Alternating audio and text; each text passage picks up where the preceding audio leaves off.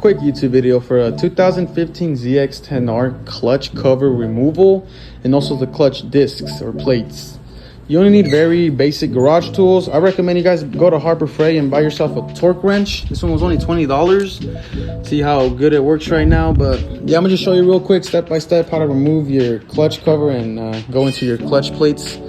First thing you're gonna want to do is just remove this side cover right here. It's only 3 bolts up top,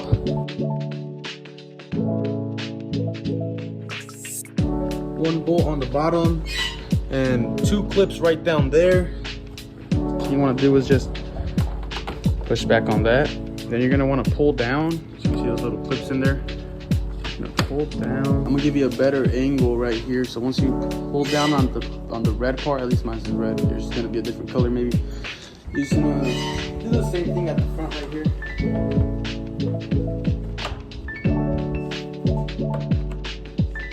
Super simple. Alright, so the next step is actually removing the clutch cable. It's just going to be 1 bolt. It should be an 8mm bolt.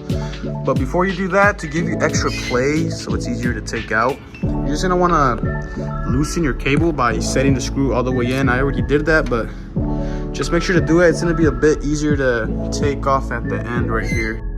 Alright, so I took off my clutch cover. I accidentally took this off just by pure accident. I wasn't even trying to take it off yet, but the actual clutch cable just popped right out. I'll show you how to take it off still. You're gonna want to pull up on it, just how I did right there. Pull up with the spring so it's not in the way. You're basically just gonna rotate it around. So you're gonna rotate it around, and then you just slip out the little clutch cable from in there and just move your clutch cable out the way. Move it out the way right there. And then you could just put this back how it was. But you want to just put it back how it was, just without the clutch cable. So I'm just going to take off the rest of the bolts all around the clutch cover. So just do that as well. They're all the same. So if you're worried that you might mix them up, don't be worried. They're all the same thing, except just that clutch cable one. You're just going to push forwards on this little lever. So just how I'm doing it right there. You're going to push forwards on it. And at the same time, just kind of wiggle the edges first before you look at that. Basically, it's coming out on itself right there. So boom, easy. And I'm gonna reuse my old gasket just because it's still in good condition by the looks of it. So yeah, if you want to reuse your gasket, go for it. Just make sure it's in good condition. I mean, you don't want it to leak after you put it all back, and you just got yourself more work at the end of the day. So it's really up to you. Alright, so I just went looking through all my plates and discs, and they look good. I mean, it's fairly new. I just wanted to check how they were doing. But if you guys were swapping your plates or your clutch assembly here, then you just make sure your thicker plates are at the far end and the thinner ones are at the very outside of the bike. From what I understand, I'm not sure if that's true or not, but that's just what I've seen, and with the experience, that's also just what I've kind of learned based off how it goes. If you guys have different experience, you could definitely let me know, because I'm still learning. I'm not a master mechanic by any means. This is just what I've been learning so far. So from thicker ones in, thinner ones out. All right, so I'm gonna just put it back together. Make sure this big disc one goes exactly how it came out. So I go off by these numbers if you guys have little numbers on them. I saw that kind of came out at this angle right here. I think, yep, there you go, sat right in, so I was correct. And you just put the springs back on. Doesn't matter what order. I just know, do not tighten one independently. You want to kind of do it all at the same time. So now I'm gonna just tighten down the springs first by hand and then the torque wrench. So let me just start them first before we go and do anything else. Don't force them in there either. Also, just make sure they fall in their own.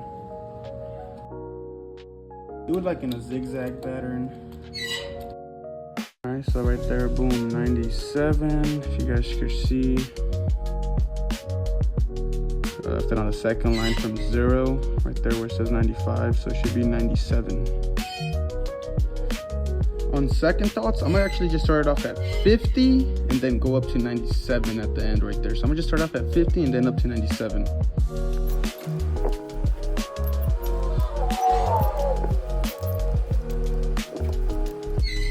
right, so I set it to 97.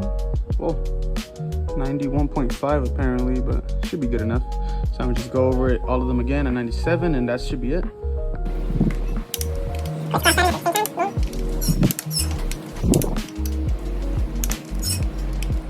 97 foot-pounds, 97 inch-pounds, not foot-pounds. Oh yeah, so the next step is just putting on this cover back again. I'm gonna use my old gasket because it's fairly new. So I'm gonna just put that back on there and that's it. I like to put it in from the left side in first and then out. It's a lot easier that way. All right, so I got it in there. You're just gonna kind of fight with it a little bit. The dowel pins kind of make it difficult to put it in there in one go, at least for me. The way I do it is, like I said, I put it this side in first so it goes over this part, and then you just kind of have to level it as much as possible so it all goes in at the same time, because if not, you're gonna be there fighting it, trying to put it in, and it's not gonna be good for you. So, and then this should just slide in there. If it's not going in, it's most likely you don't have this at the correct position. The way I put it in there, it was at this position, so it was open. But now you could close it and it's making pressure, which I don't want right now because I don't got the bolts on just yet. That's just the next step, is putting those bolts on. All right, I got every bolt on this cover on. They're just hand tight. Like, I'm about to, tighten them 50 inch-pounds again, each one, and then up to 90. All right, I got it at 50 inch-pounds of torque. I'm gonna just do it at the crisscross pattern here.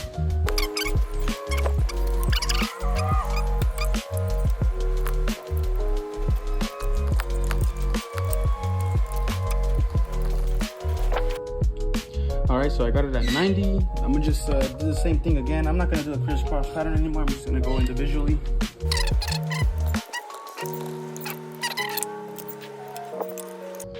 All right, so I tightened all of them down. It should be good to go, just like that.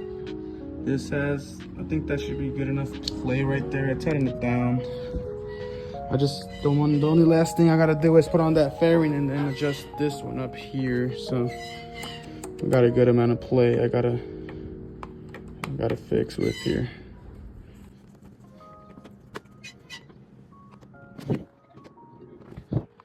Maybe a little more, but yeah, it should be good like that, dude. All right, just putting the plastic back on and that's it.